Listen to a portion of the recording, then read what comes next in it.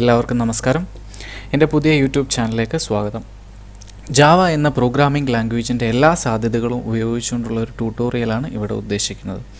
അതിനു മുമ്പ് പ്രോഗ്രാമിംഗ് വളരെ ബുദ്ധിമുട്ടുള്ള ഒരു ജോലിയാണ് എന്ന് തെറ്റിദ്ധരിക്കുന്ന കൂട്ടുകാരോട് ഒരു ചെറിയ ഇന്ത്യൻ ഫിലോസഫി കോൺസെപ്റ്റ് പറഞ്ഞോട്ടെ. അതായത് എല്ലാ അറിവും നിങ്ങളിൽ തന്നെയാണ് ഉള്ളത്. ഒരു ഉദാഹരണം പറയാം. നാം എങ്ങനെ ഒരു വസ്തുവിനെ കാണുന്നു? പ്രകാശരശ്മികൾ ഒരു വസ്തുവിൽ തട്ടി റെറ്റിനയിൽ പതിക്കുമ്പോൾ കൊച്ചുകുട്ടികൾക്ക് പോലും അറിയാവുന്ന ഒരു സത്യം. പക്ഷേ കണ്ണിൽ പതിക്കുന്ന ഇമേജ് എന്താണ്? ഒരു 2D ഇമേജ് അല്ലേ? തീർച്ചയായും ആ ഇമേജിനെ നിവർത്തിയെടുത്ത് അതിന് 3D പരിഭാഷ നൽകി നാം കാണുന്ന രൂപത്തിലാക്കി മാറ്റാൻ ചില അൽഗോരിതംസ് വേണം. നിങ്ങൾ എപ്പോഴെങ്കിലും അതിനെക്കുറിച്ച് ആലോചിച്ചിട്ടുണ്ടോ? ആരാണ് ആ അൽഗോരിതംസ് എഴുതി ഉണ്ടാക്കി തലച്ചോറിൽ സൂക്ഷിക്കുന്നത്? നിങ്ങൾ തന്നെയാണ്. നിങ്ങൾ തന്നെ എന്ന് വിശ്വസിക്കണം. അത്രയ്ക്ക് ബുദ്ധിമാനായ നിങ്ങൾക്ക് ഒരു ജാവ പ്രോഗ്രാം എത്ര നിസ്സാരമായി എഴുതാം എന്ന് നിങ്ങൾ തന്നെ വിലയിരുത്തുക. എല്ലാം നിങ്ങളിൽ തന്നെ ഉണ്ട് എന്ന സത്യത്തെ ഓർമ്മിപ്പിച്ചുകൊണ്ട് എല്ലാവരെയും എൻ്റെ ഈ യൂട്യൂബ് ചാനലിലേക്ക് സ്വാഗതം ചെയ്യുന്നു. ആദ്യമായിട്ട് വാട്ട് ഈസ് ജാവ? എന്താണ് ജാവ? ജാവ എന്നത് ഒരു high level object oriented programming language ആണ്. എന്താണ് high level? High level programming language എന്ന് പറഞ്ഞാൽ നമുക്കറിയാവുന്ന, നമുക്ക് സുപരിചിതമായ നോർമൽ ബ്രിട്ടീഷ് ഇംഗ്ലീഷ് വാക്കുകൾ ഉപയോഗിച്ച് പ്രോഗ്രാം എഴുതുന്ന രീതിയെ ഹൈ ലെവൽ പ്രോഗ്രാമിംഗ് എന്ന് പറയുന്നു. ഒബ്ജക്റ്റ് ഓറിയൻറ്റഡ് പ്രോഗ്രാമിംഗ് എന്നാൽ ക്ലാസ്സുകളും ഒബ്ജക്റ്റുകളും ഉപയോഗിച്ചുകൊണ്ട് പ്രോഗ്രാം എഴുതുന്ന രീതിയാണ് ഒബ്ജക്റ്റ് ഓറിയൻറ്റഡ് പ്രോഗ്രാമിംഗ്. ഈ ഒബ്ജക്റ്റ് ഓറിയൻറ്റഡ് പ്രോഗ്രാമിംഗ് കോൺസെപ്റ്റിനെ കുറിച്ച് നമുക്ക് ഇനി വരുന്ന വീഡിയോകളിൽ ഡീറ്റെയിൽ ആയിട്ട് നോക്കാം. തൽക്കാലം ജാവ എന്നത് ഒരു high level object oriented programming language ആണെന്ന് മനസ്സിലാക്കുക. മാത്രമല്ല, ജാവ എന്നതൊരു pure object oriented programming language ആണ് എന്ന് പറയാൻ സാധിക്കും. എന്നാൽ C++ ഒരു semi object oriented programming language ആണ്. അങ്ങനെ പറയാൻ കാരണം C++ എന്നത് സിയിൽ നിന്നും ഡിറൈവ് ചെയ്ത അല്ലെങ്കിൽ ഉണ്ടാക്കിയെടുക്കുന്ന ഒരു പ്രോഗ്രാമിംഗ് ലാംഗ്വേജ് ആണ്.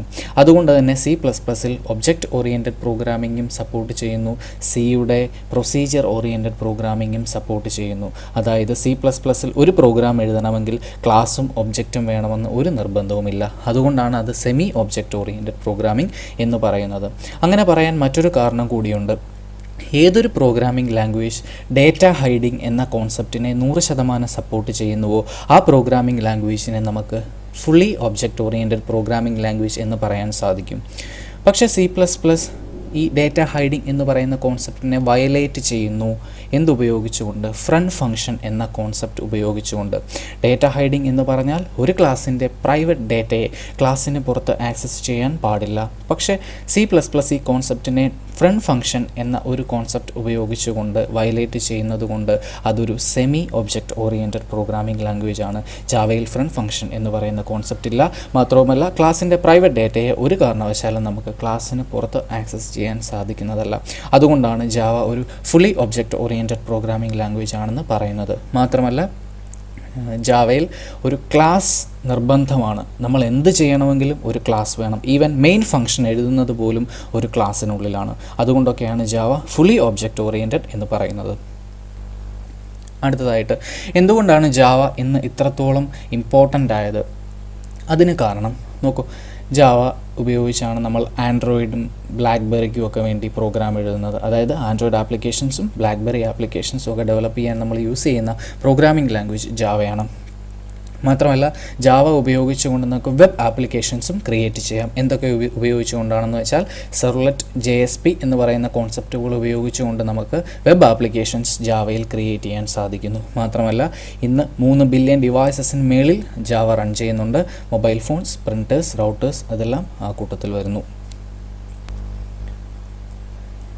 ഇനി പറയുന്നത് ജാവയുടെ എഡിഷൻസ് ആണ്. ഒന്നാമത്തത് J2SE അല്ലെങ്കിൽ Java SE standard edition.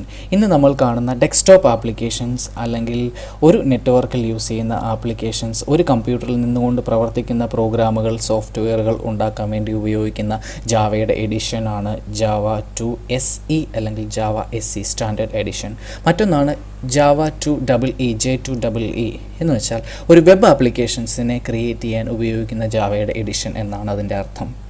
Web application എന്ന് പറഞ്ഞാൽ ഫേസ്ബുക്ക്, ഗൂഗിൾ, ഓർക്കുഡ് പോലെയുള്ള ആപ്ലിക്കേഷൻസ് ജാവയിൽ ഉപയോഗിക്കാൻ ജാവയുടെ എഡിഷനായ J2EE എന്ന് പറയുന്ന കോൺസെപ്റ്റ് നമുക്ക് ഉപയോഗിക്കാം. അതിൽ വരുന്നതാണ് JSP, സെർവ്ലെറ്റ് എന്ന് പറയുന്ന കോൺസെപ്റ്റുകളെല്ലാം തന്നെ. മറ്റൊന്നാണ് J2ME അല്ലെങ്കിൽ ജാവ ME മൈക്രോ എഡിഷൻ. പ്രവർത്തനക്ഷമത കുറഞ്ഞ ഡിവൈസസിൽ ജാവ റൺ ചെയ്യിപ്പിക്കാൻ ഉപയോഗിക്കുന്ന എഡിഷനാണ് J2ME. Java is not. Java എന്തല്ല എന്നാണ് പറയുന്നത്. ജാവ സ്ക്രിപ്റ്റ് അല്ല, പേരിൽ മാത്രമേ ഉള്ളൂ സാദൃശ്യം. എന്താണ് ജാവാസ്ക്രിപ്റ്റ്? HTML-ലേക്ക് ഒരു പ്രോഗ്രാമിംഗ് കോൺസെപ്റ്റ് ഉണ്ടാക്കിയെടുക്കാൻ വേണ്ടി ഉപയോഗിക്കുന്ന ടെക്നോളജിയാണ് ജാവാസ്ക്രിപ്റ്റ്. HTML-ൻ്റെ കൂടെയാണ് ജാവാസ്ക്രിപ്റ്റ് യൂസ് ചെയ്യുക. അപ്പോൾ ജാവാസ്ക്രിപ്റ്റ് എന്ന് പറയുന്നത് ഒരു സ്ക്രിപ്റ്റിംഗ് ടെക്നോളജിയും ജാവ എന്ന് പറയുന്നത് ഒരു പ്രോഗ്രാമിംഗ് ടെക്നോളജിയുമാണ്. മാത്രമല്ല ജാവാസ്ക്രിപ്റ്റ് നെറ്റ്സ്കേപ്പ് നാവിഗേറ്ററിൻ്റെ പ്രോഡക്റ്റ് ആണെങ്കിൽ ജാവ ഇന്ന് ഒറാക്കിൾ കോർപ്പറേഷൻ്റെ പ്രോഡക്റ്റാണ്. പേരിൽ മാത്രമാണ് സാദൃശ്യമുള്ളത്. മാത്രമല്ല ജാവ iOS ആപ്ലിക്കേഷൻസ് അല്ലെങ്കിൽ ഐഫോണിനോ ഐപാഡിനോ വേണ്ടി ആപ്ലിക്കേഷൻസ് ഉണ്ടാക്കാൻ ജാവ ഉപയോഗിക്കുന്നില്ല. ആൻഡ്രോയിഡിനും ബ്ലാക്ക്ബെറിക്കും വേണ്ടിയാണ് ജാവ ഉപയോഗിക്കുന്നത്. ഇതൊക്കെയാണ് സിമിലർ ലാംഗ്വേജസ്, ജാവയുമായി സിൻടാക്സിൽ സാദൃശ്യമുള്ള languages. C++, C#, JavaScript, PHP etcetera. Dissimilar, ജാവയുമായി സിൻടാക്സിൽ സിമിലാരിറ്റി ഇല്ലാത്ത, സമാനതകളില്ലാത്ത ലാംഗ്വേജാണ് VB.NET, കോൾഫ്യൂഷൻ, VB എക്സെട്ര. ഇനി പറയുന്നത് ഹിസ്റ്ററി ഓഫ് ജാവ എങ്ങനെ ഉണ്ടായി എന്നുള്ളതിനെ കുറിച്ചാണ്. 1991 സൺ മൈക്രോ സിസ്റ്റംസ് ആണ് ആദ്യമായി ജാവ അല്ലെങ്കിൽ ഓക്ക് എന്ന് പറയുന്ന ഐഡിയ കൊണ്ടുവന്നത്. ഓക്ക് എന്ന് പറയുന്നത് ഇലക്ട്രോണിക് ഡിവൈസസിന് വേണ്ടിയിട്ടുള്ള ഒരു പ്രോഗ്രാമിംഗ് ലാംഗ്വേജ് ആയിരുന്നു. പിന്നീട് ഇൻ്റർനെറ്റ് വളരെ പോപ്പുലറായി വളർന്ന സമയത്ത് ഇൻ്റർനെറ്റിൽ ആപ്ലെറ്റുകളെ ഉണ്ടാക്കാൻ ഓക്ക് ഉപയോഗിച്ചു. അപ്പോൾ വെബ് ബ്രൗസറിൽ റൺ ചെയ്യുന്ന ഒരു ജാവ പ്രോഗ്രാമിന് പറയുന്ന പേരാണ് ആപ്ലെറ്റ്. പിന്നീട് ജാവ ഉപയോഗിച്ചുകൊണ്ട് ആദ്യത്തെ പ്രോഡക്റ്റായ ഹോട്ട് ജാവ 1994 പുറത്തിറക്കി.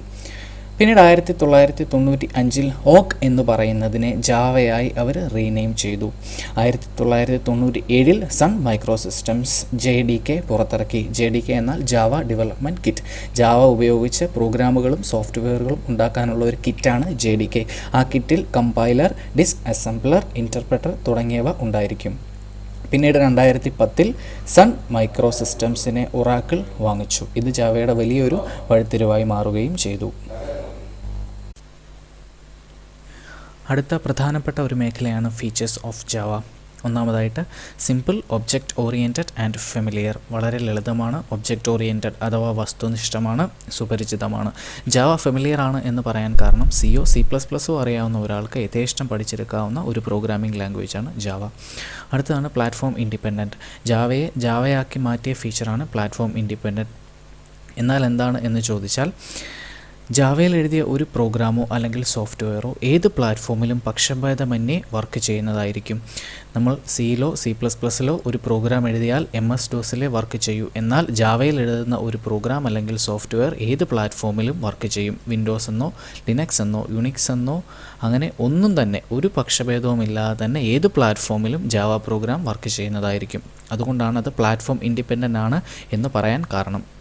മറ്റൊന്ന് റോബസ്റ്റ് ആൻഡ് സെക്യൂർ. റോബസ്റ്റ് എന്നാൽ ഹെൽത്തി അല്ലെങ്കിൽ എറർ ഫ്രീ എന്നാണ് മീനിങ്. എന്ന് വെച്ചാൽ ജാവയിൽ റൺ ടൈം എറേഴ്സ് ഉണ്ടാവാനുള്ള സാധ്യത വളരെ കുറവാണ്. അഥവാ റൺ ടൈം എററുകൾ ഉണ്ടായാൽ തന്നെ അതിനെ എഫക്റ്റീവായിട്ട് മാനേജ് ചെയ്യാനും ജാവ നമ്മളെ സപ്പോർട്ട് ചെയ്യുന്നു. എക്സെപ്ഷൻ ഹാൻഡ്ലിംഗ് എന്ന് പറയുന്ന കോൺസെപ്റ്റ് ഉപയോഗിച്ചുകൊണ്ട് റൺ ടൈം എറേഴ്സിനെ നമുക്ക് യഥേഷ്ടം മാനേജ് ചെയ്യാം. അതുകൊണ്ടാണ് ജാവ റോബസ്റ്റ് ആൻഡ് സെക്യൂർ ആണെന്ന് പറയാൻ കാരണം. മറ്റൊന്നുകൂടി, നമ്മൾ C++ൽ ഒരു പ്രോഗ്രാം എഴുതിയാൽ ഒരു ക്ലാസ്സും ഒബ്ജക്റ്റും ഉപയോഗിച്ചൊരു പ്രോഗ്രാം ചെയ്യുകയാണെങ്കിൽ ഒബ്ജക്റ്റുകളെ എക്സ്പ്ലിസിറ്റായി ഡിസ്ട്രക്ടർ ഉപയോഗിച്ചുകൊണ്ട് മെമ്മറിയിൽ നിന്നും അലോക്കേറ്റ് ചെയ്യുന്നു അല്ലെങ്കിൽ ഡിസ്ട്രാക്റ്റ് ചെയ്യുന്നു. ജാവയിൽ ഒരു ഒബ്ജക്റ്റിനെ പോലും എക്സ്പ്ലിസിറ്റായി അല്ലെങ്കിൽ മാനുവലായി മെമ്മറിയിൽ നിന്നും ഡിലീറ്റ് ചെയ്യേണ്ട ആവശ്യം ഇല്ല. ഓട്ടോമാറ്റിക് ഗാർബേജ് കളക്ടർ എന്ന കോൺസെപ്റ്റ് ഉള്ളതുകൊണ്ട് മെമ്മറിയിൽ ആവശ്യമില്ലാത്ത അൺവാണ്ടഡായ ഒബ്ജക്ട്സിനെ ജാവ തന്നെ ഡിസ്ട്രോയ് ചെയ്ത് കളയുന്നു. അടുത്തതാണ് മൾട്ടി ത്രെഡിംഗ്. നമുക്കറിയാം, വിൻഡോസ് യൂസ് ചെയ്തവർക്ക് അറിയാമായിരിക്കും, നമുക്ക് ഒരേ സമയം ഒരുപാട് ജോലികൾ ചെയ്യാൻ സാധിക്കും. ഒരു പ്രോഗ്രാം എഴുതാം, അതേസമയം നമുക്കൊരു പാട്ട് കേൾക്കാം, അതേസമയം തന്നെ നമുക്ക് വെബ് ബ്രൗസറിൽ ഒരു ഫയലിനെ ഡൗൺലോഡ് ചെയ്യാനിടാം. ഇതാണ് മൾട്ടി ടാസ്കിങ്. ജാവയിൽ മൾട്ടി ടാസ്കിങ് സപ്പോർട്ട് ചെയ്യിപ്പിക്കുന്ന ഫീച്ചറാണ് മൾട്ടി ത്രെഡിംഗ്. അഥവാ ഒരു പ്രോഗ്രാമിനെ പല മോഡ്യൂളുകളായി തിരിച്ച് ഒരേ സമയം സൈമൾട്ടേനിയസ് ആയിട്ട് മെമ്മറിയിൽ എക്സിക്യൂട്ട് ചെയ്യിപ്പിക്കുന്നു. അങ്ങനെ ഒരേ സമയം മെമ്മറിയിൽ എക്സിക്യൂട്ട് ചെയ്യുന്ന ആ ഓരോ മോഡ്യൂളുകളെയും നമ്മൾ ഓരോ ത്രെഡ് എന്ന് പറയുന്നു. അതാണ് മൾട്ടി ത്രെഡിംഗ്. മറ്റൊന്ന് ഹൈ പെർഫോമൻസ്. ഇത്രയാണ് ജാവയുടെ ഇമ്പോർട്ടൻ്റ് ആയിട്ടുള്ള ഫീച്ചേഴ്സ്. നമ്മൾ ജാവ പ്ലാറ്റ്ഫോം ഇൻഡിപെൻഡൻ്റ് ആണ് എന്ന് ഓൾറെഡി പറഞ്ഞു കഴിഞ്ഞു. എന്തുകൊണ്ട് പ്ലാറ്റ്ഫോം ഇൻഡിപെൻഡൻ്റ് ആയി എന്ന ചോദ്യത്തിൻ്റെ ഉത്തരം ജാവ വെർച്വൽ മെഷീൻ എന്നാണ്, അല്ലെങ്കിൽ JVM എന്നാണ്. സാധാരണ നമ്മൾ സിയിലോ C++ലോ ഒരു പ്രോഗ്രാം എഴുതിയാൽ, ഒരു ഹൈ ലെവൽ പ്രോഗ്രാം എഴുതിയാൽ അതിനെ കമ്പ്യൂട്ടറിന് മനസ്സിലാകുന്ന ഭാഷയിൽ അല്ലെങ്കിൽ ബൈനറി ലാംഗ്വേജിലേക്ക് കൺവേർട്ട് ചെയ്യാൻ നമ്മൾ കമ്പൈലർ ഉപയോഗിക്കുന്നു. ബേസിക് എന്ന് പറയുന്ന പ്രോഗ്രാമിംഗ് ലാംഗ്വേജിൽ നമ്മൾ ഇൻ്റർപ്രറ്റർ ഉപയോഗിക്കുന്നു. അങ്ങനെ കമ്പൈലറോ ഇൻ്റർപ്രറ്ററോ ഉപയോഗിച്ച് ഹൈ ലെവൽ പ്രോഗ്രാമിനെ നമുക്ക് മെഷീൻ ലാംഗ്വേജ് ആക്കി മാറ്റാൻ സാധിക്കുന്നു. ഒരു പ്രോഗ്രാമിംഗ് ലാംഗ്വേജിൽ പൊതുവെ ഒന്നുകിൽ കമ്പൈലർ അല്ലെങ്കിൽ ഇൻ്റർപ്രറ്റർ ഏതെങ്കിലും ഒരെണ്ണമായിരിക്കും യൂസ് ചെയ്യുക. മറിച്ച് ജാവയിൽ both compiler and interpreter. Java പ്രോഗ്രാമിനെ കമ്പൈൽ ചെയ്യും, ഒപ്പം തന്നെ അതിനെ ഇൻ്റർപ്രറ്റും ചെയ്യുന്നതായിരിക്കും.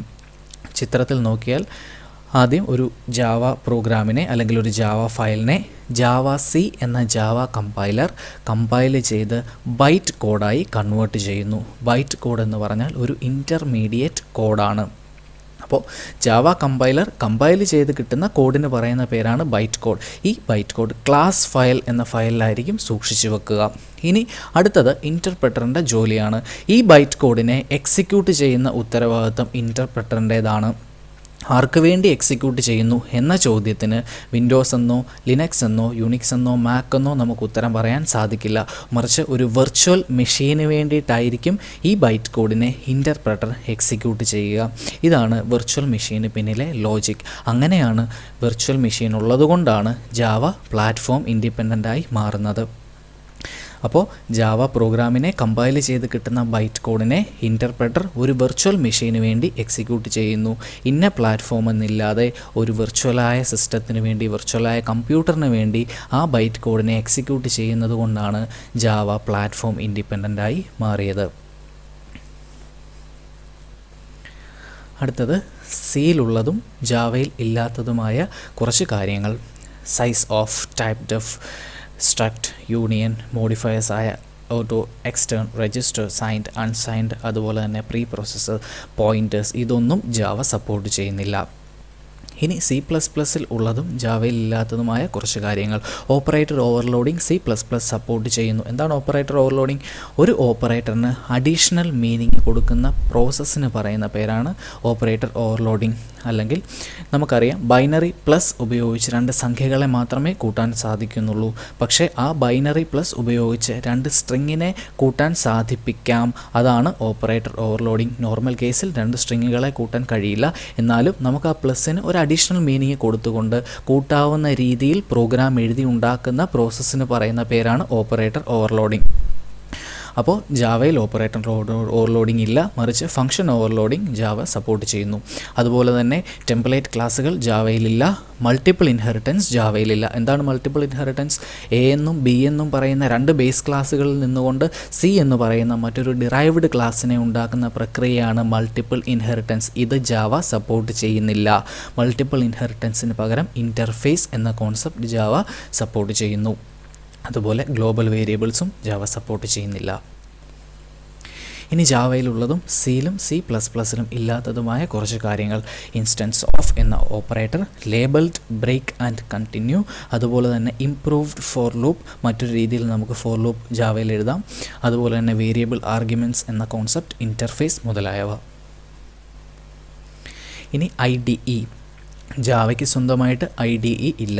എന്താണ് IDE? Integrated development environment. ഒരു പ്രോഗ്രാമിനെ എഴുതാനും കമ്പൈൽ ചെയ്യാനും റൺ ചെയ്യാനുമുള്ള പ്ലാറ്റ്ഫോമാണ് IDE. മറിച്ച് നമ്മൾ ജാവയിൽ തേർഡ് പാർട്ടി IDEs ആയിരിക്കും ഉപയോഗിക്കുക. ഇതൊക്കെയാണ് third party IDEs. NetBeans, Eclipse, BlueJ, IntelliJ IDEA, JCreator മുതലായവ. പ്രൊഫഷണൽ സോഫ്റ്റ്വെയർ ഡെവലപ്മെൻറ്റിന് വേണ്ടി നമ്മൾ എക്ലിപ്സ് ആണ് ഏറ്റവും കൂടുതൽ ഉപയോഗിക്കുക. എഡ്യൂക്കേഷണൽ പർപ്പസിന് വേണ്ടി ബ്ലൂജെ. JCreator, ഇൻ്റലിജെ ഐഡിയ പെയ്ഡ് സോഫ്റ്റ്വെയർസ് ആണ്, മറിച്ച് നെറ്റ്ബീൻസും എക്ലിപ്സും ബ്ലൂജെയും എല്ലാം ഫ്രീവെയർസ് ആയിരിക്കും. അടുത്തതാണ് ഫസ്റ്റ് ജാവ പ്രോഗ്രാം. എങ്ങനെ ആദ്യമായിട്ട് ഒരു ജാവ പ്രോഗ്രാം എഴുതാം, കമ്പൈൽ ചെയ്യാം, റൺ ചെയ്യാം എന്നുള്ളതാണ്. ഇത് അടുത്ത വീഡിയോയിൽ നമ്മൾ ഡീറ്റെയിൽഡായിട്ട് പഠിക്കും. അപ്പോൾ ഈ വീഡിയോ എല്ലാവർക്കും ഇഷ്ടപ്പെട്ടെങ്കിൽ ലൈക്ക് ചെയ്യുക, കമൻറ്റ് ചെയ്യുക, സബ്സ്ക്രൈബ് ചെയ്യുക.